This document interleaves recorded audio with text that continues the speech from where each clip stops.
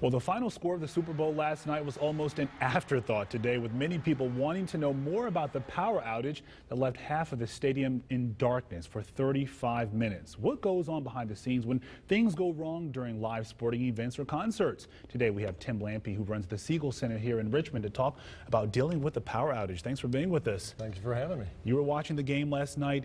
Your initial thought when this happened? Holy cow. Yeah, that's one of the things that we planned for almost any incident, and thankfully it wasn't in our building. That's my first thought. Thankfully it's somewhere else, but feeling bad for those people and hoping it was a minor glitch and not a major problem. Yeah, and you guys have 7,500 people at the Siegel Center, right? So nothing compared to the 75,000 or so. That's like there. A small city, you know. It's like Lynchburg, Virginia. I was looking at some stats today, and it's about the same size as Lynchburg, and you think about all the things that are in that building and all the things that can go wrong with police and fire and EMS and wondering what else, you know, elevators and escalators and restrooms and all the other emergency services that get shut down, that people just see the game lights and they don't really think about all the other things that are going on.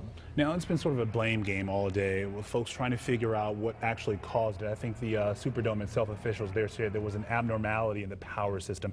Seems very vague. Obviously, you weren't there, but if you could self-diagnose this, what would you say went wrong? Well, I did read today, and it was a power surge from what I read, and we do get those a lot in Richmond, and we do get minor shutdowns at the Siegel Center. Thankfully, it's never during events. We have had power outages during events at the Siegel Center before, but of course not to that magnitude.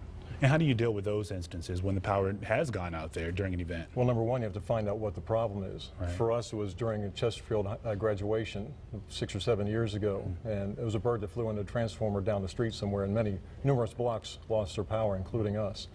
But once you find out that it's not an emergency, you kind of go with the flow, and we're able to resume. Now, how do you deal with a situation like this? As you mentioned, nearly 75,000 people in that Superdome. You instantly think of safety, if people are going to be okay and calm. Fortunately, they were yesterday, but it could have been anything. Right, it could have been anything, but to me, it appeared that they were well prepared, and kudos to those people. Only 34 minutes without power, and people doing what they were supposed to do, whether it was the trained personnel in the facility or the spectators. They were told to stay in their seats, and they did.